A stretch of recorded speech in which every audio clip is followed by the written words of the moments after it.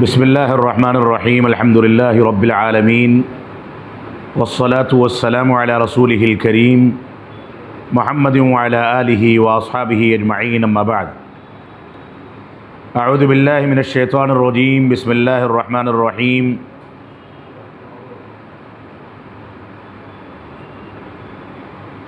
وذکر فإن الذکرى تنفع المؤمنین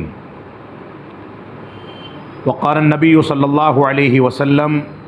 خیارکم خیارکم لنسائکم۔ محترم سامعین کرام، بزرگان دین، عزیز بچوں اور خواتین ملت اسلامیہ، میں شولہ پور کی جمعیت اہل حدیث کا شکر گزار ہوں، یہاں کے نوجوان علماء کا شکر گزار ہوں، اور شولہ پور کے احباب کا شکر گزار ہوں کہ ان لوگوں نے مجھ کو تھوڑی دیر کم علمی اور بے بضاعتی کے باوجود تھوڑی دیر آپ سے مخاطب ہونے کا موقع دیا ہے۔ یہ مجلس جو خواتین کے ساتھ خاص ہے اور اس میں خواتین کی ایک بڑی تعداد یہاں پر موجود ہے، میں ان خواتین سے مخاطب ہوں، اور جیسا کہ موضوع پہلے سے اعلان کیا گیا ہے کہ خواتین میں پائی جانے والی بدعقیدگیاں کیا ہیں، اس پر تھوڑی سی گفتگو آپ کے سامنے کرنا چاہوں گا۔ خواتین امت اسلامیہ کا وہ سرمایہ ہیں جن کی اصلاح اور جن کی قرآن و سنت کی پیروی نئی نسل کو سچا مسلمان بنانے اور قرآن مجید اور سنت رسول کی صحیح ترین تعبیر اختیار کرنے کے لیے تیار کرنے کی ذمہ دار ہے۔ ایک بچہ جو کسی خاندان میں پیدائش پاتا ہے، وہ بچہ باپ کی صحبت کو ماں کی صحبت کے بالمقابل دیر سے حاصل کرتا ہے، جبکہ ماں باپ سے کم 9 مہینہ پہلے بچے کو اپنے پیٹ میں 9 مہینے تک پال کر کے وہ فضائل اختیار کرتی ہے جن فضائل سے متعلق رسول اکرم صلی اللہ علیہ وسلم سے جب کسی صحابی رسول نے پوچھا کہ اللہ کے نبی صلی اللہ علیہ وسلم، میری حسن صحبت کا سب سے زیادہ مستحق کون ہے؟ تو آپ نے فرمایا تمہاری ماں۔ فرمایا اس کے بعد کون ہے؟ تو آپ نے فرمایا تمہاری ماں۔ فرمایا اس کے بعد کون ہے؟ تو آپ نے پھر سے فرمایا تمہاری ماں۔ اور چوتھی بار جب یہی سوال کیا گیا تو اللہ کے نبی صلی اللہ علیہ وسلم نے فرمایا ابوک، تمہارا باپ۔ تو یہ ماں کا وہ کردار ہے جس کو نبی آخر الزماں جناب محمد الرسول اللہ صلی اللہ علیہ وسلم نے اب سے 1450 سال پہلے امت اسلامیہ کے سامنے واضح کر دیا تھا۔ علماء کرام لکھتے ہیں کہ ماں کے 3 حقوق جو بیان کیے گئے ہیں، اس کا بنیادی سبب یہ ہے کہ ماں نے 3 ایسی تکلیفیں برداشت کی ہیں جس کا عشر عشیر یا جس کا تصور بھی اس کا باپ، بچے کا باپ یا مرد نہیں کر سکتا ہے۔ ایک تکلیف ماں نے برداشت کی کہ 9 مہینے تک بچے کو اپنے پیٹ میں پالا۔ اس پالن کے نتیجے میں ماں کے اوپر کمزوری طاری ہوتی تھی، وہ کمزور پڑ جایا کرتی تھی، غشی طاری ہوتی تھی، اس کو مشکلات کا سامنا کرنا پڑتا تھا، وہ بڑے مشکل ترین دور سے گزرتی تھی۔ دنوں رات اسپتالوں کا، ڈاکٹروں کا چکر لگانا پڑتا تھا، دواؤں کا استعمال کرنا پڑتا تھا، دنوں رات بچے کی تربیت اور بچے کی پرورش کے لیے ماں سارے جتن کرتی تھی اور ساری مشکلات کو برداشت کرتی تھی۔ اس وجہ سے رب کائنات نے پہلا حق ماں کو دیا کہ ماں نے 9 مہینے تک اپنے بچے کے لیے جو مشکلات برداشت کی ہیں، ان مشکلات کا سامنا باپ نہ کر سکتا ہے، اور مرد ہونے کے باوجود رب کائنات نے اس کو اتنی طاقت ہی نہیں عطا کی ہے جو طاقت صنف نازک ہونے کی حیثیت سے ماں کو ادا کر دی گئی۔ اور ایسے ہی دوسری کیفیت جس سے ماں ہر بچے کی پیدائش کے دور میں گزرتی ہے وہ درد ذہ کی کیفیت ہے، بچے کی پیدائش کی کیفیت ہے، بچے کی ولادت کی کیفیت ہے۔ یہ بچے کی ولادت کے موقع سے جو درد ذہ ماں برداشت کرتی ہے اس کا تصور کوئی مرد نہیں کر سکتا، لہذا دوسرا حق بھی اسی ماں کو دیا گیا۔ اور تیسرا حق، ماں نے بچے کی پیدائش کے بعد ہی سے لے کر کے خون کی شکل میں 2 سال تک اس کو اپنا دودھ پلایا، دودھ پلا کر کے اس کی پرورش کی۔ اس دودھ کے نتیجے میں بچے کی ہڈیاں پروان چڑھی، اس کے جسم میں گوشت پوشت گروان چڑھا، اس کو عقل و شعور آیا، وہ دیکھنے کے قابل بنا، چلنے کے قابل بنا، بیٹھنے کے قابل بنا، پکڑنے کے قابل بنا، سوچنے سمجھنے کے قابل بنا، اس کو شعور عطا کیا گیا، وہ لوگوں کے سامنے مسکرانے کے لائق بنا، رونے کے لائق بنا، اپنی ضرورتوں کی تکمیل کے لیے اس کو قوت گویائی دی گئی، عقل و شعور دیا گیا۔ یہ ساری کی ساری چیزیں اسی ماں کے دودھ کے نتیجے میں بچے کو نصیب ہو سکی، لہذا ماں کو تیسرا مقام بھی دے کر کے رب کائنات نے اس کی خصوصی رعایت فرمائی اور اس کی فضیلت کا تذکرہ کیا۔ اور اس کے بعد چوتھے مقام پر باپ کو رکھا، کیونکہ باپ کی اب ذمہ داری بچے کے سن شعور کو پہنچنے کے بعد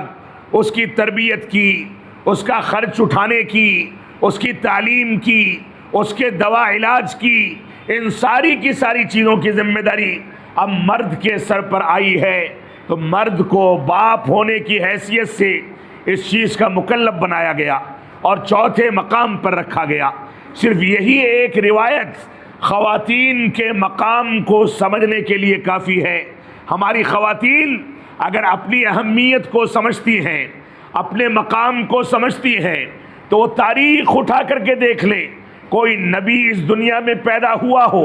کوئی رسول اس دنیا میں پیدا ہوا ہو، کسی صحابی رسول کو کوئی مقام ملا ہو،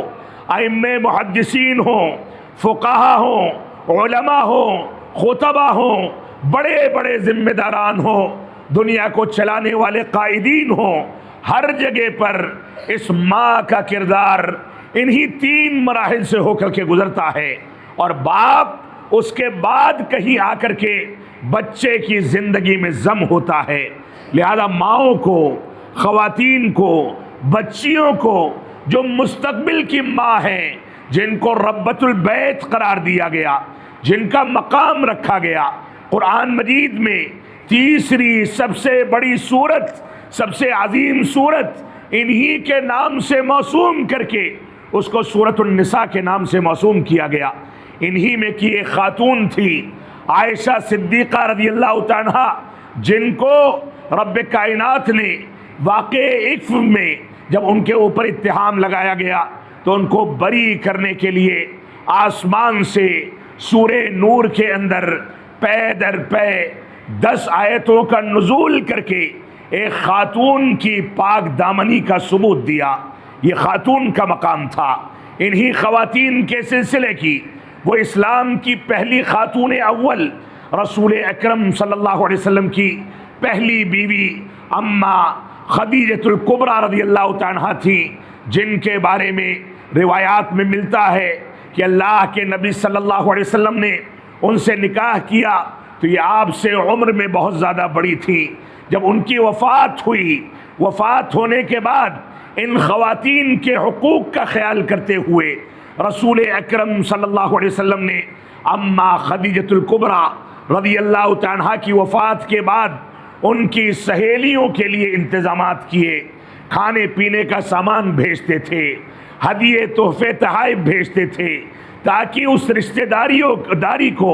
وفات کے بعد بھی نبھایا جا سکے۔ اللہ کے نبی صلی اللہ علیہ وسلم پر جب غار حرا میں اقرأ بسم ربک الذی خلق یہ پہلی آیت کریمہ اور اسلام کا پہلا پیغام نازل کیا گیا، آپ گھبرا گئے، گھبرا کر کے انہی خدیجۃ الکبریٰ رضی اللہ تعالیٰ کے گھر میں آئے اور فرمایا کہ مجھ کو چادر اڑا دو، میں ڈر گیا ہوں، مجھ کو لگتا ہے کہ میں ہلاک ہو جاؤں گا۔ تو سب سے پہلے اسلام کے آخری نبی اور سید الانبیاء جن کے اوپر قرآن مجید جیسا معجزہ نازل ہوا، ان کو سب سے پہلا دلاسا دینے والی ایک خاتون اماں خدیجۃ الکبریٰ تھی۔ آپ نے فرمایا آپ دوسروں کا سہارا بنتے ہیں، دوسروں کا بوجھ اٹھاتے ہیں، رشتہ داریوں کو جوڑتے ہیں، دوسروں کے لیے کما کر کے پیسہ وقف کرتے ہیں۔ رب کائنات کلا واللہ لا یخزیک اللہ ابدا، کہ اللہ رب العالمین کبھی آپ کو رسوا نہیں کرے گا۔ تو یہ مقام تھا خواتین کا، اور اسی مقام کی تاریخ کو اگر آپ آگے بڑھ کر کے دیکھیں تو فاطمۃ الزہرا رضی اللہ تعالیٰ کی تاریخ، دوسری صحابیات کی، دوسری امہات المومنین کی، بنات النبی کی، صحابیات کی تاریخ اور ان کے کارنامے دیکھتے چلے جائیں، یہی خواتین تھیں جن کی موجودگی میں مورخین نے اور علماء نے لکھا ہے کہ جب رسول اکرم صلی اللہ علیہ وسلم عائشہ صدیقہ رضی اللہ تعالیٰ کے حجرے میں، ان کے لحاف میں، ان کی چادر میں، ان کے بستر پر ہوا کرتے تھے، تبھی رب کائنات کی جانب سے جبریل امین علیہ الصلاۃ والسلام وحی کا نزول لے کر کے اترتے تھے۔ یہی خواتین تھی کہ اللہ کے نبی صلی اللہ علیہ وسلم جب مرض الموت میں مبتلا ہوئے تو عائشہ صدیقہ رضی اللہ تعالیٰ کی پیٹھ پر سہارا لے کر کے بیٹھتے تھے، ان کی مبارک ران پر سہارا لے کر کے سر رکھا کرتے تھے، وہ پورے طریقے سے ان کی خدمت کرتی تھی۔ یہ خواتین کا کردار تھا۔ یہی وجہ ہے کہ اللہ کے نبی صلی اللہ علیہ وسلم نے فرمایا الدنیا متاع وخیر متاع الدنیا المرأة الصالحہ، یہ دنیا ایک سرمایہ ہے اور اس دنیا کا سب سے قیمتی سرمایہ یہ نیک خاتون ہے۔ آج کی اس مجلس میں خواتین کی موجودگی میں میں یہی اپیل کرنا چاہوں گا کہ ہماری خواتین مستقبل کے لیے نئی نسل کی معمار ہیں، ہماری خواتین اسلام کا سب سے قیمتی سرمایہ ہیں، ہماری خواتین ان گھرانوں کو جنت نشان بنانے کی ذمہ دار ہیں، ہماری خواتین بچوں کی شکل میں مستقبل کے رجال کی تربیت، مستقبل کے قائدین کی تربیت، مستقبل کے مفتیان کرام کی تربیت، مستقبل کے علماء اور محدثین کی تربیت، مستقبل کے ائمہ اور خطبہ کی تربیت، مستقبل کے مفتیوں کی تربیت کی ذمہ دار ہیں۔ اگر یہ خواتین بچوں کی سچی تربیت کا بیڑا اٹھا لیں، ان کے لیے اسلامی خد و قال کو سامنے رکھتے ہوئے اسلامی طریقے پر ان کی تربیت کریں، تو ایسی صورت میں ان خواتین کی تربیت کے نتیجے میں کہیں کوئی نبی پرورش پاتا ہے، کہیں کوئی صدیق، کہیں کوئی شہید، کہیں کوئی محدث، کہیں کوئی فقیہ، کہیں کوئی بڑے سے بڑا عالم پرورش پا کر کے اس دنیا کی قیادت کا اور رہنمائی کا کام کرتا ہے۔ لہذا خواتین کو اپنے مقام اور اپنی ذمہ داریوں کو سمجھنا چاہیے۔ آپ دیکھیں ماضی کی تاریخ کو اٹھا کر کے دیکھ لیں، ان خواتین کی تاریخ اگر دیکھی جائے تو یونانی تہذیب میں رشتہ دار مردوں کے ساتھ ان خواتین کو شادی کرنے کا اختیار نہیں ہوتا تھا، بلکہ مرد رشتہ داروں کے ساتھ اس کو جبراً ہم بستری کرائی جاتی تھی اور اسی کے نتیجے میں نئی نسل پیدا ہوتی تھی۔ یہ یونانی فلسفہ تھا۔ رومی تہذیب میں صرف شوہر کی ماتحتی میں اس کو رہنے کا حق تھا، لیکن اختیارات اس سے سلب کر دیے گئے تھے۔ ایرانی اور پارسی تہذیب میں محارم سے شادیاں کر دی جاتی تھیں، اور ایسے ہی پیر و مرشد ان کے ساتھ غلط انداز کی حرکتیں کرتے تھے۔ کمیونسٹوں کے یہاں بہن اور بھائی کے درمیان شادیاں رچائی جاتی تھیں، اور ایسے ہی آپس میں محارم کو رشتے ازدواج میں باندھ دیا جاتا تھا۔ ہندوستانی تہذیب کو اگر آپ دیکھیں، اگر شوہر مر جائے تو شوہر کے ساتھ بیوی کو ستی کر دیا جاتا تھا، اس کے ساتھ آگ میں جلا دیا جاتا تھا۔ یہ ساری کی ساری تہذیبیں تھیں۔ بدھ مت کو دیکھا جائے، بدھسٹوں کی تہذیب کو دیکھا جائے تو ایک کامل انسان اور عورت میں کوئی رابطہ نہیں ہو سکتا۔ مرد ایک الگ زندگی ہے، عورتوں سے اس کا کچھ لینا دینا نہیں، اور عورتیں در حقیقت ایک حقیر مخلوق کے طور پر پیش کی جاتی تھی۔ لہذا بدھسٹوں میں مردوں کو گوشہ نشینی اختیار کرنے کی تلقین کی جاتی تھی، خواتین سے دور رہنے کی تلقین کی جاتی تھی۔ ایسے ہی آپ یہودیت اور نصرانیت کو دیکھیں کہ یہودیوں نے باب من ابواب جہنم قرار دیا، اس عورت کو یہ کہا کہ یہ جہنم کے دروازوں میں سے ایک دروازہ ہے، لہذا اس سے دوری اختیار کی جائے، وراثت سے اس کو محروم کر دیا جائے۔ اور ایسے ہی ان کے دور میں یہ عورتیں بیچی اور خریدی جاتی تھیں، اور بطور غلام اپنے گھروں کی زینت بنایا جاتا تھا۔ اور نصرانیت میں اس کی تہذیب کو اگر آپ دیکھیں تو عورت نصرانیوں کے یہاں آج بھی ملعون ہے۔ اسی نے آدم علیہ السلام کو ان کے اعتقاد کے مطابق جنت سے نکالنے اور بہکانے کے اسباب پیدا کیے، اور ایسے ہی ان لوگوں کے نتیجے میں، ان لوگوں کی تہذیب کے نتیجے میں ہم جنس پرستی اور آپسی ناجائز تعلقات کو رواج دیا گیا۔ یہ دوسری تہذیبیں تھیں۔ اور اسلامی تہذیب کو اگر دیکھا جائے کہ جب عربوں میں خواتین کو زندہ درگور کر دیا جاتا تھا، بچی گھر میں پیدا ہوتی تھی تو خود اس کا چچا، اس کا بھائی، اس کی ماں، اس کا باپ اس کو لے جا کر کے گڈھا کھود کر کے اس میں زندہ درگور کر دیتے تھے۔ جب اسلام آیا تو اسلام نے خواتین کو مقام دیا، عزت و تکریم دی، خواتین کو اہمیت دی گئی۔ اسلام آیا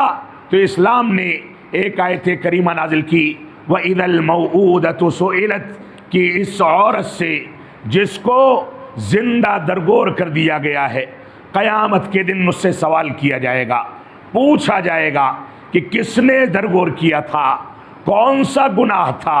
کن جرائم کی بنیاد پر ایسا کیا گیا تھا، اور آخرت میں انصاف دلایا جائے گا۔ یہ اسلام نے انصاف دیا۔ اسلام نے ان خواتین کو جب مقام دیا تو ان کو دنیا کا قیمتی ترین سرمایہ قرار دیا گیا۔ ان خواتین کی اہمیت کو سامنے رکھتے ہوئے رسول اکرم صلی اللہ علیہ وسلم نے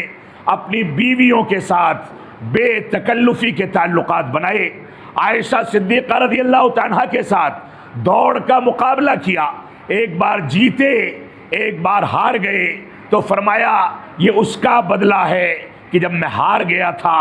آج میں جیت گیا ہوں۔ یہ صورتحال تھی خواتین کی تکریم کی، خواتین کے مقام کی، خواتین کی عظمت کی، خواتین کی فضیلت کی۔ تو ہماری خواتین اپنے مقام کو سمجھیں۔ یہ نئی نسلیں، یہ حفظ کرنے والے بچے،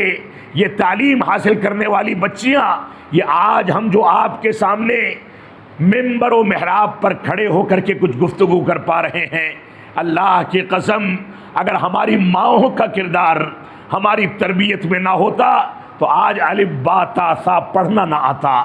آپ کے سامنے کھڑے ہونے کا سلیقہ نہ ہوتا، کسی کے ساتھ گفتگو کرنے کا طریقہ نہ ہوتا۔ ہماری ذمہ داری ہے کہ ان ماؤں کی، ان خواتین کی اہمیت اور ضرورت کو سمجھیں، ان کی عظمت کو محسوس کریں، دوسرے مذاہب کی تہذیب سے متاثر ہو کر کے مسلمانوں میں بھی حلالہ کا طریقہ رواج پا گیا۔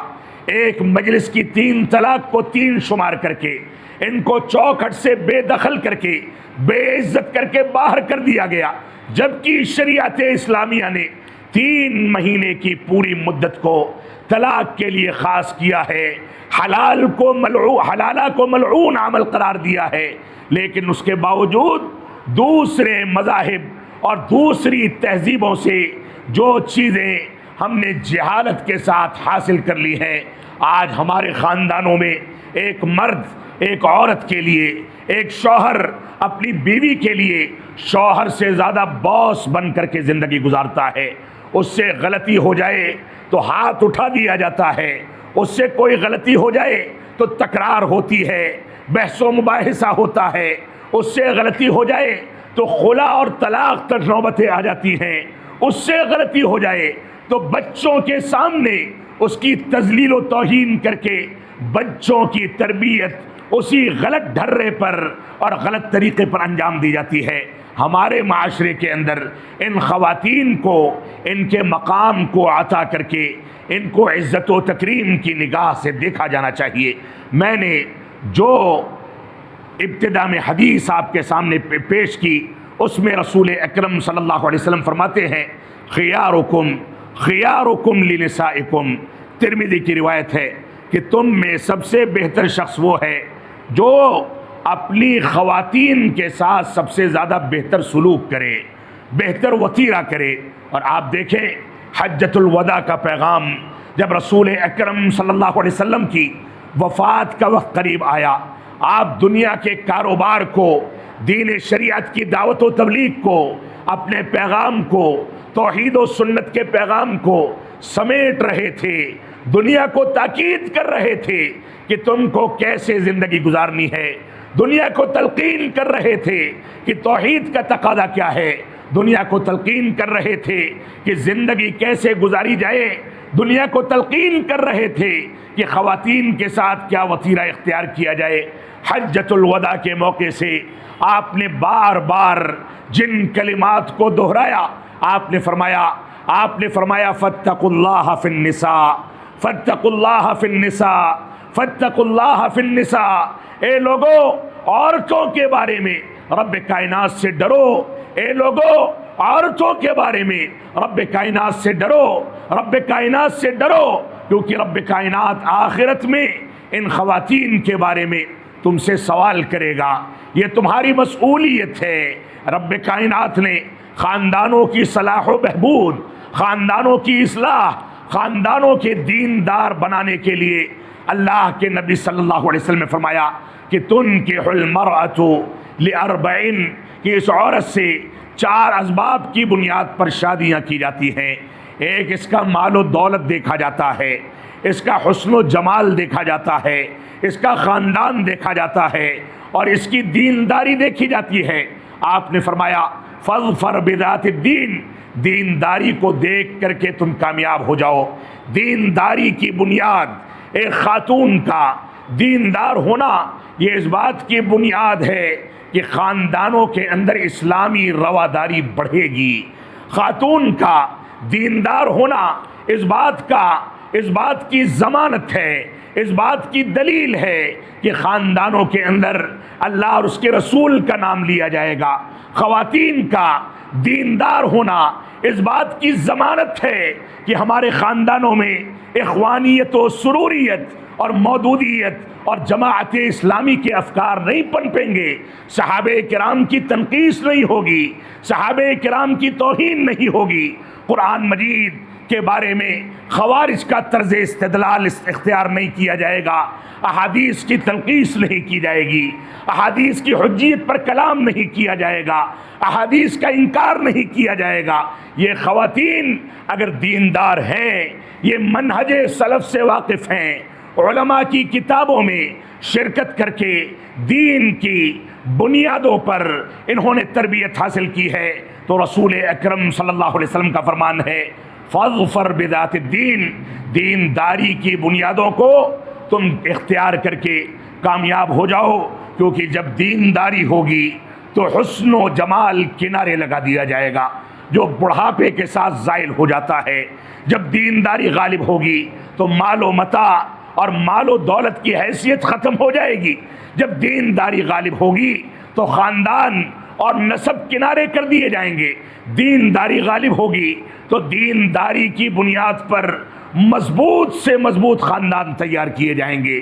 دینداری غالب ہوگی تو دینداری کی بنیاد پر رب کائنات مال و دولت میں اتنی برکت عطا فرمائے گا کہ انسان آسودہ ہو کر کے سوئے گا، مال و دولت کم کمائے گا، لیکن برکت کے نتیجے میں اس کے ہاں فراوانی ہوگی۔ دینداری جب غالب ہوگی تو حسن و جمال پر دینداری کا جمال اور دینداری کی خوبصورتی یہ غالب آ جائے گی، اور خاندان جنت نشان بن کر کے اچھے بچوں کی تربیت، نئی نسل کی اسلامی تربیت، نئی نسل کی منہجی تربیت کے لیے تیار ہو سکے گا۔ ان خاندانوں سے نکلنے والے بچے جہاں ایک جانب توحید کو توحید کہیں گے، جہاں ایک جانب خیر کو خیر کہیں گے، جہاں ایک جانب اچھائی کو اچھائی کہیں گے، وہیں مصلحت پسندی اور صلح کلی کی پالیسی سے توبہ کر کے دوسری جانب منکر کو منکر کہا جائے گا، برائی کو برائی گردانا جائے گا، برائیوں کی تردید کی جائے گی، اور بلا کسی ملامت کرنے والے کی ملامت کے ڈر کے یہ بچے اور نئی نسل کے لوگ آگے بڑھ کر کے علماء ربانی بن کر کے امت اسلامیہ کی صحیح رہنمائی کریں گے۔ تو یہ خواتین اگر صحیح انداز سے قرآن و سنت کو لے کر کے چلتی ہیں تو یہ خواتین اس گھر کو، اس خاندان کو جنت نشان بنا کر کے آگے بڑھیں گی۔ رب کائنات ہم کو صحیح انداز سے قرآن و سنت کی پیروی کرنے کی توفیق عطا فرمائے۔ ایسے ہی ہماری ذمہ داری ہے کہ خواتین کے مقام کو سمجھنے کے لیے ہم خواتین سے متعلق قرآن و سنت کے اندر جو حقوق ذکر کیے گئے ہیں، جو فضائل ذکر کیے گئے ہیں، ان کا مطالعہ کریں۔ مسجدوں سے ان کو جوڑنے سے روکا نہ جائے، ان کے لیے مسجدوں میں دروس اور محاضرات کا اہتمام کیا جائے، ان کے لیے بزرگ علماء کو بیٹھا کر کے سوال و جواب کے سیشن رکھے جائیں، تاکہ یہ دین کا صحیح شعور پیدا کر کے نئی نسل کی اسلامی تربیت کے قابل بن سکیں۔ ان خواتین کو عموماً ان کے دائرے کو محدود رکھا گیا ہے، ان کو حجاب میں نکلنے کا حکم دیا گیا ہے، یہ اکیلے سفر نہیں کر سکتی، یہ دائرے دعوت کو محدود انداز سے انجام دے سکتی ہیں، یہ خطبہ نہیں دے سکتی، یہ باہر تقریریں نہیں کر سکتی، ان کے اجتماعات خصوصیت کے ساتھ انجام نہیں دیے جا سکتے، بہت ساری پابندیاں ہیں۔ لیکن ان خواتین کو چہار دیواری میں بیٹھ کر کے جس نئی نسل کی تربیت کا مکلف بنایا گیا ہے، اس کی تربیت کے لیے یہ خواتین بچے کا حمل ٹھہرنے کے بعد ہی سے اس کے لیے مکلف بنا دی جاتی ہیں۔ ابھی باپ نے بچے کی شکل کو نہیں دیکھا، لیکن ماں کی پیٹ میں یہ بچہ پرورش پا رہا ہے۔ محدثین کہتے ہیں کہ ماں کے پیٹ میں جب حمل ٹھہر جائے تو ماں کی ذمہ داری ہے کہ زیادہ سے زیادہ تلاوت کرے، زیادہ سے زیادہ دعاؤں کا اہتمام کرے، زیادہ سے زیادہ نیک کاموں میں زندگی گزارے، کیونکہ یہ بچہ پیٹ میں رہتے ہوئے بھی ماں کی حرکت و نقل کی نقالی کر کے تربیت حاصل کرتا ہے۔ تو ماں کا کردار اس بچے کی تربیت میں جتنے گہرے نقوش چھوڑتا ہے، وہ کردار ایک مرد ادا نہیں کر سکتا۔ اللہ کے نبی صلی اللہ علیہ وسلم کی ولادت باسعادت کو آپ دیکھ لیں، آپ کے والد کی وفات آپ کی پیدائش سے پہلے ہو جاتی ہے، ماں نے کچھ دنوں تک پرورش کی، وہ بھی گزر جاتی ہے، اس کے بعد دودھ پلانے والی ماؤں نے آپ کو پرورش دے کر کے بڑا کیا۔ یہ ساری کی ساری صورتحال انہی ماؤں کی گود سے ہو کر کے نکلی۔ آگے کے ادوار میں خلفائے راشدین کو دیکھ لیں، دیگر صحابہ کرام کو دیکھ لیں، خلافت امویہ، خلافت عباسیہ کے ادوار کو دیکھ لیں، ائمہ محدثین کو دیکھ لیں، دواوین سنت کے مؤلفین کو دیکھ لیں، مفسرین کو دیکھ لیں، ان سب کی زندگی میں کہیں نہ کہیں ایسا کردار موجود ہے جس کے نتیجے میں ان لوگوں نے دنیا کے اندر ایک کارنامہ انجام دیا، اور اس کردار کے پہلے پیچھے خواتین کا جو کردار رہا ہے اسے کوئی انکار نہیں کر سکتا۔ امام بخاری رحمۃ اللہ علیہ کو اگر دیکھیں تو بچپن میں وہ نابینا تھے، ایک روایت کے مطابق ان کی ماں نے ان کے لیے دعائیں کی، رب کائنات سے روئیں اور گر گرائیں، رب کائنات نے بینائی عطا فرمائی، اور اس بینائی اور اس دعا کے ثمرات میں آج صورتحال یہ ہے کہ اصح الکتب بعد کتاب اللہ، یہ صحیح بخاری کو قرار دیا گیا۔ اس میں بھی ان کی والدہ کا، امت کی ماؤں کا ایک بنیادی کردار رہا ہے۔ لہذا ہماری ذمہ داری ہے کہ ہم قرآن و سنت کے مطابق زندگی گزاریں اور ان خواتین کی اسلامی تربیت کے لیے مکمل طریقے سے زندگی گزار کر کے چلیں۔ میں اصل موضوع پر اب آنا چاہوں گا۔ خواتین میں پائی جانے والی بد اعتقادیاں کیا ہیں؟ موجودہ ترقی یافتہ دور میں ایک نیا فتنہ خواتین کی آزادی کے نام پر، آزادی نسواں کے نام پر نئے نئے فتنوں کو جنم دیا جا رہا ہے۔ یہ کہا جاتا ہے کہ اسلام نے عورت کو قید و بند کی زندگی میں رکھا ہے، اسلام نے عورت کو میراث میں حصہ کم دیا ہے۔ یہ کہا جاتا ہے کہ عورت کے ساتھ اسلام نے ظلم کیا ہے۔ میں اس پر تھوڑی سی گفتگو کرنا چاہوں گا۔ آپ دیکھیں اس دنیا میں اٹھنے والے عیسائیت اور یہودیت کے وجود کے نتیجے میں، اس کے بگاڑ کے نتیجے میں پیدا ہونے والے جو نئے فتنے ہیں، ان فتنوں میں ایک فتنہ ہم جنس پرستی کا فتنہ ہے، جس کو خواتین کے درمیان فیمنزم کا فتنہ کہا جاتا ہے۔ آج بہت سارے تعلیمی اداروں میں فیمنزم کی تعلیم دی جاتی ہے۔ یہ فیمنزم کیا چیز ہے؟ میں خواتین کے سامنے اس بات کو رکھنا چاہوں گا۔ ہو سکتا ہے کہ اس چھوٹے علاقے میں اس سے لوگ متعارف نہ ہوں، لیکن شہروں میں اس فتنے نے جس انداز سے جڑیں پکڑنا شروع کر دیا ہے، اس کے نتیجے میں ہماری خواتین ہمارے ہاتھوں سے نکل کر کے دنیا کے اندر تباہی کھڑی کر رہی ہیں۔ فیمنزم اصل میں کہا جاتا ہے کہ انسان خود کو بچاتا ہے، انسان خود کا محافظ ہے اور اپنا تحفظ کرتا ہے، اس میں خدا کا کوئی دخل نہیں۔ خواتین مستقل ہیں، مردوں کی محتاج نہیں ہیں۔ خواتین مردوں کے ساتھ شادیاں کرنے کی ضرورت کو محسوس نہ کریں، مردوں کی خدمت نہ کریں، مردوں کے ساتھ کوئی وطیرہ اختیار نہ کریں۔ یہ فیمنزم کا ایک بنیادی نظریہ ہے، اور اس فیمنزم نے سب سے پہلے الہامی یعنی آسمانی مذاہب کا انکار کر کے رب کائنات کے اختیارات کا انکار کر دیا، اور یہ تصور دلایا گیا کہ فیمنزم کے ذریعے ہم رب کائنات سے بری ہیں، مردوں کے محتاج نہیں ہیں۔ اس انداز کے عقائد عورتوں کے درمیان عام کرنے کی کوشش کی گئی۔ تو فیمنزم در حقیقت الحاد کی عکاسی ہے اور اسلامی اقدار کی پامالی ہے۔ اس کے ذریعے سے یہ ثابت کرنے کی کوشش کی جاتی ہے، یا اس کا ایجاد اس چیز کو ثابت کرنے کے لیے کیا گیا کہ اسلام انسانیت کا استحصال کرتا ہے،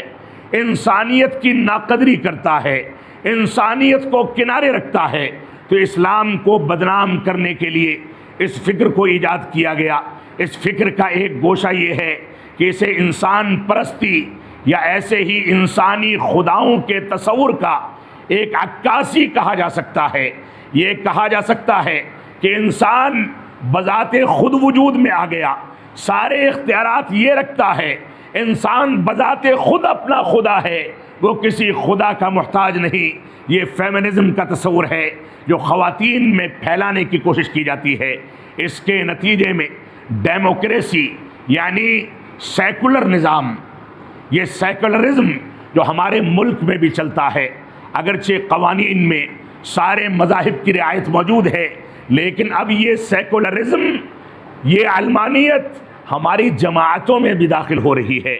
سیکولر ہو گئے ہیں ہمارے علماء کہ کوئی کچھ بھی کرے اس کو ٹوکنے کی ضرورت نہیں ہے۔ اگر آپ نہیں عن المنکر کا فریضہ انجام دے دیں گے تو اللہ کی قسم ایک دن آپ اپنی اولاد کے اندر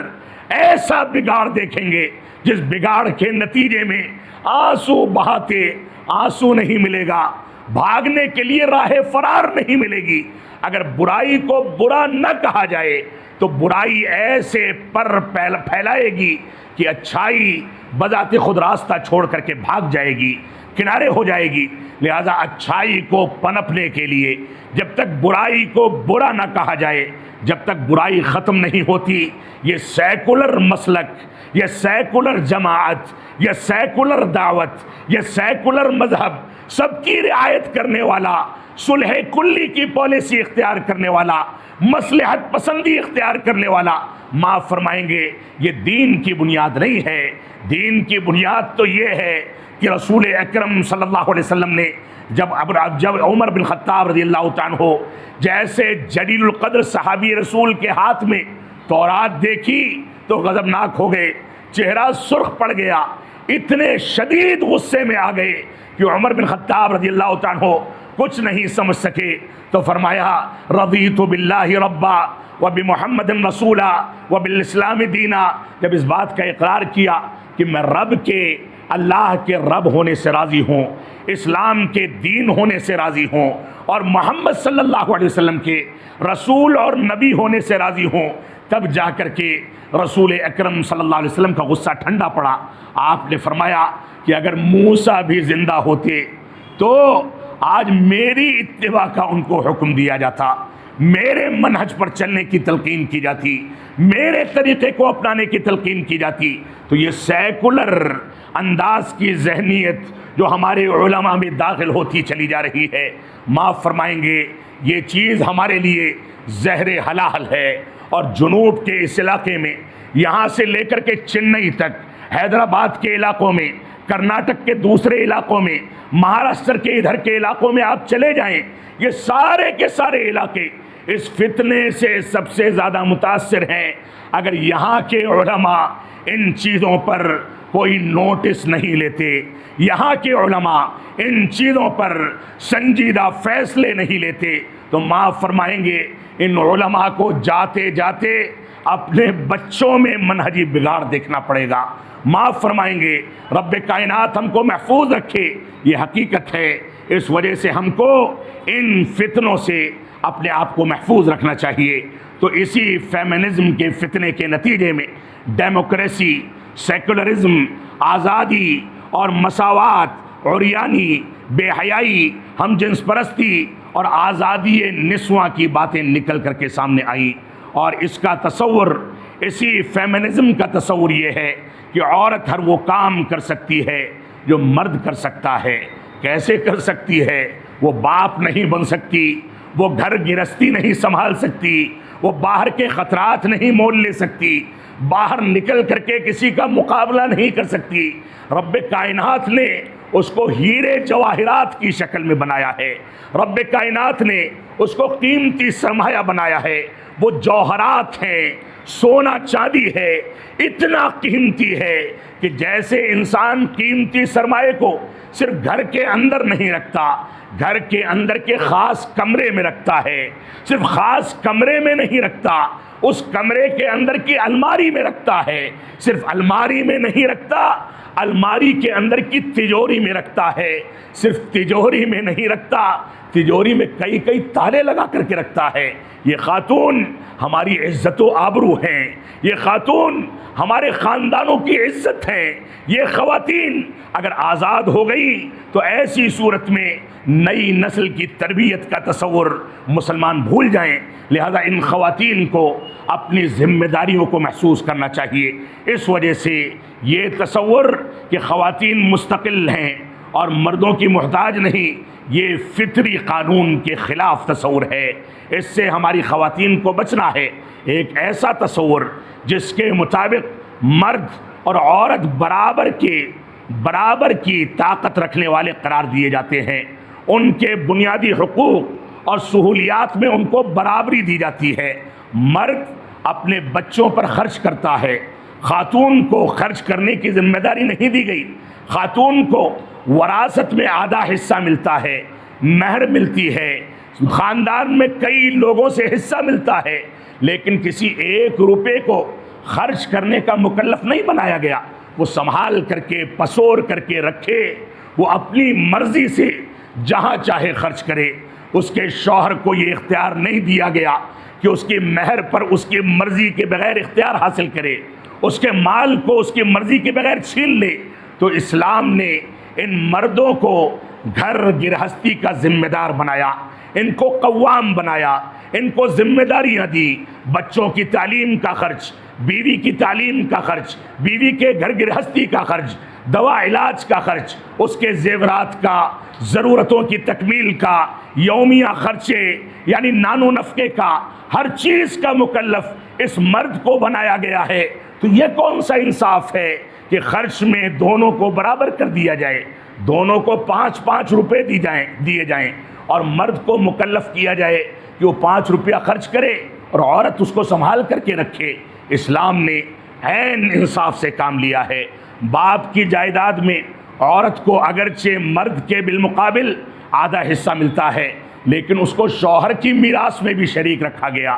بسا اوقات بھائی کے حصے میں بھی شریک رکھا گیا، اس کو تحفے تحائف ملتے ہیں، ہدیے ملتے ہیں، ہر طرف سے وہ کہیں نہ کہیں فائدے میں ہوتی ہے۔ لہذا خواتین کے ہاں یہ تصور اگر جاگتا ہے کہ ہمارے ساتھ اسلام نے ناانصافی کی ہے تو یہ خواتین کی بد اعتقادی ہے، اس سے ان کو توبہ کرنی چاہیے۔ تو فیمنزم ہے جس کی ابتدا 1911 میں باقاعدہ رسمی طور پر متحدہ امریکہ کے اندر کی گئی، اور 1995 میں، اور اسی طریقے سے اس کے پہلے بے شمار طریقے اختیار کر کے 1970 سے لے کر کے 1995 تک ان کے لیے الگ الگ NGOs تیار کیے گئے۔ ان NGOs میں ان خواتین کو کچھ نعرے دیے گئے، ان کے سامنے یہ کہا گیا کہ خواتین یہ نعرہ بلند کریں کہ خواتین بلا معاوضہ کے غلام نہیں ہے کہ کسی کی خدمت کریں، خواتین ریاست کو اس بات کا مکلف بنائیں کہ ریاست اور حکومت ان کو ماہانہ ان کی خدمات کے لیے خرچہ دے۔ ایسے ہی اس میں ایک نعرہ بلند کیا گیا کہ مظلوم خواتین رات کا کھانا اپنے شوہروں کو نہ دیں اور ان کو بھوکا مرنے دیں، وہ بھوک کی وجہ سے تڑپ تڑپ کر کے مر جائیں تو ان کو مر جانے دیا جائے۔ ایسے ہی اس میں ایک چیز یہ کہی گئی کہ شادی خواتین نہ کریں، شادی نہ کریں، اور بچوں کے پیخانے کا کپڑا نہ دھوئیں، اس کے لیے غلامی اختیار نہ کریں، اور ایسے ہی اسقاط حمل کو قانونی شکل دی جائے کہ بیوی کا یا عورت کا اگر اس میں اس کی مرضی ہوگی تو بچوں کی پیدائش ہوگی، ورنہ اسقاط حمل کر کے بچے کو ضائع کر دیا جائے، ظلم کیا جائے۔ یہ خلاف فطرت سارے کے سارے اعمال انجام دیے گئے۔ اس فیمنزم نے اس طرح کی چیزوں کو انجام دیا، یہاں تک بعد کے ادوار میں اس میں یہ تصور پیدا کیا گیا کہ تلذذ کے لیے یعنی جنسی خواہشات کی تکمیل کے لیے لڑکوں کے لیے الگ اور لڑکیوں کے لیے الگ کھلونے بنا دیے جائیں، دونوں ایک دوسرے کے محتاج نہ ہوں، اس نسل کو ایسے ہی روک دیا جائے، ہم جنس پرستی کو فروغ دیا جائے، عورتیں عورتوں سے شادی کریں، مرد مردوں سے شادی کریں۔ بے حیائی کا یہ عالم اسی فیمنزم کے نعروں میں سے ایک نعرہ ہے، جبکہ اسلام نے کہا الرجال قوامون علی النساء، یہ مرد ان عورتوں پر ذمہ دار اور قوام بنائے گئے ہیں۔ ان مردوں کی ذمہ داری ہے کہ مکانات تیار کر کے پردے کا نظم کریں، ان خواتین کے لیے بہترین نرم و گداز بستروں کا انتظام کریں، وقت گزرتے گزرتے گھروں کے اندر ایئر کنڈیشن لگایا جائے، مسجدوں کو آرام دہ بنایا جائے۔ یہ ساری کی ساری ذمہ داریاں قوام ہونے کی حیثیت سے ان مردوں کے اوپر ڈالی گئیں۔ ایسے ہی آپ کو معلوم ہونا چاہیے کہ ہمارا پڑوسی ملک جس کو اسلامی جمہوریہ کہا جاتا ہے، اور اسلامی ہوگا یا جمہوریہ ہوگا، جو چیز جمہوری ہے وہ اسلامی نہیں ہو سکتی، جو اسلامی ہے وہ جمہوری نہیں ہو سکتی۔ لیکن اس ملک کے اندر جو بڑے بڑے فتنے ماضی قریب تک اٹھتے رہے ہیں، ان میں سے ایک فتنہ عورتوں کے اس مظاہرے کا ہے جس میں عورتوں نے یہ نعرہ لگایا کہ میرا جسم میری مرضی، میں اپنے جسم کو جہاں چاہوں استعمال کروں۔ یہ بھی فیمنزم کا ایک نعرہ تھا، افراط و تفریط کا ایک نعرہ تھا۔ لہذا ہماری ذمہ داری ہے کہ خواتین کے بارے میں اس انداز کے نعروں سے ہم پرہیز کریں۔ خواتین کے اندر پایا جانے والا ایک فتنہ جو بدعقیدگی کی شکل اختیار کر لیتا ہے، اس فتنوں میں سے ایک فتنہ ماڈرنٹی کا فتنہ ہے، جدیدیت کا فتنہ ہے۔ انسان اتنا ماڈرن ہو جائے کہ اسلامی زندگی کو کنارے رکھ کر کے دنیا کے سامنے حسن و جمال اور اپنی خوبصورتی کا مظاہرہ کرتا پھرے، تو ماڈرنٹی اس کے نتیجے میں ہماری خواتین میں اور مردوں میں بھی آزاد خیالی کو وجود ملا، بے حیائی کو وجود ملا، زناکاری یا ایک سے زیادہ جنسی تعلقات کا جواز فراہم کیا گیا، اور بدقسمتی سے اب ہمارے ملک میں بھی یہ چیز پروان چڑھ رہی ہے کہ اگر ایک مرد کے یا ایک عورت کے ایک سے زائد جنسی تعلقات ہیں تو اس میں کوئی مذاقے کی بات نہیں، اسلام اس بات کی قطعاً اجازت نہیں دیتا۔ اسی طرح سے زناکاری، نشہ آور اشیاء کے فروغ کو اسی ماڈرنٹی کے نتیجے میں فروغ ملا۔ انسان پینٹ شرٹ پہن لے، کوٹ پینٹ پہلے، جب تک اپنے ہونٹوں سے سگریٹ نہ لگائے جب تک اس کو ماڈرن نہیں سمجھا جاتا۔ یہ صورتحال ہے ماڈرنٹی کے اندر۔ پڑوسیوں کی ناقدری، بڑوں کی ناقدری، ٹائم پاس کرنے کے مختلف وسائل، گیمز اور موبائل فون پر سوشل میڈیا کا فتنہ، یہ ساری کی ساری چیزیں ماڈرنٹی کے اندر۔ موسیقی اور میوزک، ایسے ہی ماڈرنٹی کے اندر لیو ان ریلیشن شپ، کہ آپسی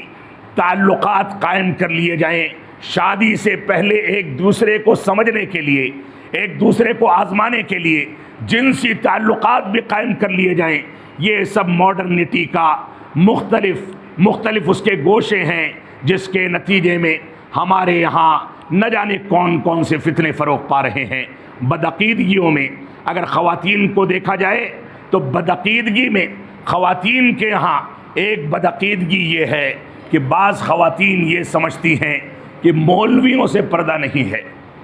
مولویوں سے پردہ نہیں ہے۔ اللہ رحم فرمائے، مولویوں سے پردہ دوسروں کے بالمقابل زیادہ سختی کے ساتھ کیا جانا چاہیے، کیونکہ مذہب کا لبادہ اوڑھ کر کے اس کے پیچھے نہ جانے کیا کیا امکانات پیدا ہو جاتے ہیں۔ لہذا مولویوں سے پردہ نہ ہونے کا اعتقاد ان کی بد اعتقادیوں میں سے ایک بد اعتقادی ہے۔ ایسے ہی خواتین میں ایک بد اعتقادی یہ ہے کہ وہ یہ سوچتی ہیں کہ مردوں کو 4 شادیوں کی اجازت ہے لیکن ہم کو تعدد کی اجازت نہیں ہے، یا بعض خواتین یہ سمجھتی ہیں کہ مرد کے لیے دوسری شادی کرنا جائز نہیں ہے، حرام ہے، جبکہ اسلام نے اس کے لیے جائز قرار دیا۔ لہذا آپ دوسری شادی اپنے شوہر کو کرنے دیں نہ کرنے دیں، یہ دوسرا مسئلہ ہے، لیکن شرعی احکامات کی قدر و منزلت کو سمجھنا یہ آپ کی ذمہ داری ہے۔ لہذا مردوں کو 4 شادیوں کی اجازت دے کر کے اسلام نے 4 خاندانوں کا کفیل بنایا ہے، 4 خاندانوں کی پرورش کی ذمہ داری دی ہے، اور 4 شادیوں کی اجازت دے کر کے 4 خواتین کی کفالت کرنے کا ذریعہ بنایا ہے۔ لیکن ایک عورت اگر ایک سے زائد مرد سے شادی کرے گی تو حمل کس کا ہوگا، بچہ کس کا ہوگا، جو بیماریاں پلیں گی اس کے اندر علاج کی ذمہ داریاں کون اٹھائے گا، یہ سارے کے سارے مسائل ہیں۔ میں اس تفصیل میں نہیں جانا چاہتا، لیکن حقیقت یہ ہے کہ چاہے مرد ایک ہی شادی کیوں نہ کرے، اس کی بیوی دوسرے کے لیے اپنی غیرت کی بنیاد پر تیار ہو نہ ہو، لیکن عورتوں کو یہ اعتقاد کبھی نہیں رکھنا چاہیے کہ مردوں کو زائد اجازت کیوں دی گئی ہے، یا اس کے لیے جائز ہے یا جائز نہیں ہے۔ شریعت نے جو نظام بنا دیا وہ نظام حرف آخر ہے، اس پر عقیدہ رکھنا ہماری ذمہ داری ہے۔ ایسے ہی عورتوں کے ہاں ایک چیز اور ہے جو شکوہ وہ کرتی ہیں کہ عورت کو اسلام نے ناقصات عقل یا ناقصات دین قرار دیا ہے، کیونکہ وہ مہینے میں چند دنوں تک نمازیں نہیں ادا کرتی، وہ کچھ دنوں تک نمازوں سے محروم رہتی ہے، اسی بنیاد پر اس کو ناقصات دین قرار دیا گیا، ناقصات عقل قرار دیا گیا کہ وہ ایک چاند اگر ایک مرد دیکھتا ہے تو ایک مرد کی گواہی اور 2 عورتوں کی گواہی برابر ہے، اس کے پیچھے رب کائنات کی مصلحت ہے۔ اجر میں دونوں برابر رکھے گئے، ایک مرد مہینے کے 30 دنوں تک نمازیں پڑھتا ہے، ایک عورت 23-24 دنوں تک نمازیں پڑھتی ہے، دونوں کا ثواب برابر ہے،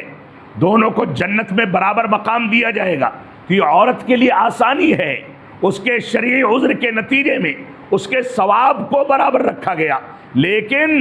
دین کے اندر جو نقص واقع ہو رہا ہے اس کی بنیاد پر ایک اصطلاح استعمال کر لی گئی۔ لہذا عورتیں کبھی یہ نہ سوچیں کہ اسلام نے ان کو کمتر کیا ہے، اسلام نے کمتر کیا ہوتا تو ان مردوں کے وجود کے لیے ماؤں کے وجود کو لازم نہ کیا گیا ہوتا، جن کو 3 حقوق دینے کے بعد 4تھا حق باپ کو دیا جاتا ہے۔ لہذا عورتیں اپنے مقام کو سمجھیں۔ آپ دیکھیں عائشہ صدیقہ رضی اللہ عنہا، فاطمۃ الزہرا رضی اللہ عنہا، ان لوگوں کا مقام امت اسلامیہ کے بڑے بڑے محدثین سے کہیں زیادہ اونچا ہے، ان کے علم کی بنیاد پر، ان کی پاکیزگی کی بنیاد پر۔ لہذا یہ نسبتاً کمی یا زیادتی کی بات ہے، یہ نسبتاً نقص یا کامل ہونے کی بات ہے، اس کے ذریعے سے کسی کی تنقیص یا کسی کی برائی کرنا مقصود نہیں ہے۔ لہذا عورتیں اس بات کو سمجھیں۔ عورتوں کے ہاں ایک بدعقیدگی یہ پائی جاتی ہے کہ پردہ اور حجاب ضروری نہیں ہے، جبکہ اسلام نے پردے اور حجاب کو واجب قرار دیا ہے۔ عورتوں کے لیے حجاب کو واجب کیا گیا، ان کے آواز کے لیے حدود بنائے گئے، ان کو سفر میں نکلنے کے لیے ساتھ میں باڈی گارڈ کے طور پر محرم کو ساتھ میں رکھنے کا حکم دیا گیا، ان کو اجنبی مرد کے ساتھ خلوت میں جانے سے روکا گیا، کیونکہ جب 2 لوگ اجنبی ساتھ میں ہوتے ہیں تو تیسرا شیطان ہوتا ہے، وہ بہکا کر کے حرام خوریوں پر، حرام کاریوں پر ابھارتا ہے۔ اس وجہ سے عورت کو تحفظ فراہم کرنے کے لیے یہ پابندیاں عائد کی گئی۔ وراثت میں عورت کو آدھا حصہ دیا گیا، لیکن حقوق مرد سے زیادہ دیے گئے۔ دعوت و تبلیغ کے میدان میں عورتوں کی آزادی کو محدود رکھا گیا، لیکن محدود رکھتے ہوئے اس کے دائرے دعوت کو بچوں کی اور نئی نسل کی تربیت کے لحاظ سے اتنا وسیع رکھا گیا کہ عورت اپنے حقوق ادا کرے گی تو اسی دعوت و تبلیغ کے نتیجے میں، اسی اسلامی تربیت کے نتیجے میں ایک بچہ پرورش پا کر کے ایک عالم یا قائد بنے گا، کسی ملک کا سربراہ بنے گا، کوئی بڑا کارنامہ انجام دے گا۔ لہذا خواتین کو اپنی اہمیت کو اس لحاظ سے بھی سمجھنا چاہیے۔ ایسے ہی ہمارے سامنے اس علاقے کی کچھ ایسی چیزیں جو علاقے میں پائی جاتی ہیں، فاضل گرامی فضیلت الشیخ ارشد محمدی حفظہ اللہ کے ذریعے کچھ چیزیں میں نے معلوم کی، تو اس میں ایک چیز ہے رقیہ کا رواج۔ عورتیں وہمی ہوتی ہیں، بہت جلدی گھبرا جاتی ہیں، بہت جلدی دم، جادو ٹونا اور رقیہ کی طرف بڑھ جاتی ہیں۔ لہذا رقیہ کا بڑھتا رواج یہ عورتوں کے لیے ہلاکت کا باعث ہے، اور اگر کسی مرد راقی سے کوئی اجنبی عورت رقیہ کراتی ہے تو یہ بذات خود حرام کام ہے۔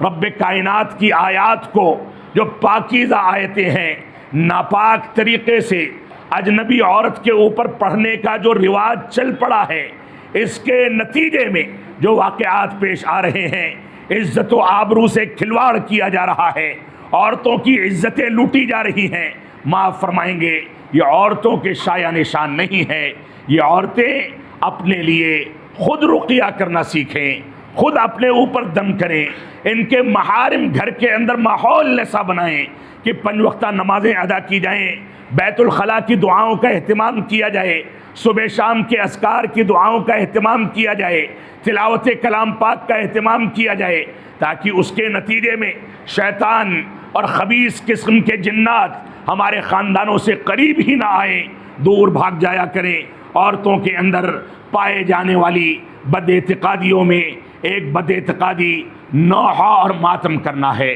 کسی کی وفات پر وہ گانے لگتی ہیں، ماتم کرنے لگتی ہیں، شور کرنے لگتی ہیں، جبکہ شریعت اسلامیہ نے اس بارے میں فرمایا کہ ماتم اگر کسی کے اوپر کیا جانے والا ہے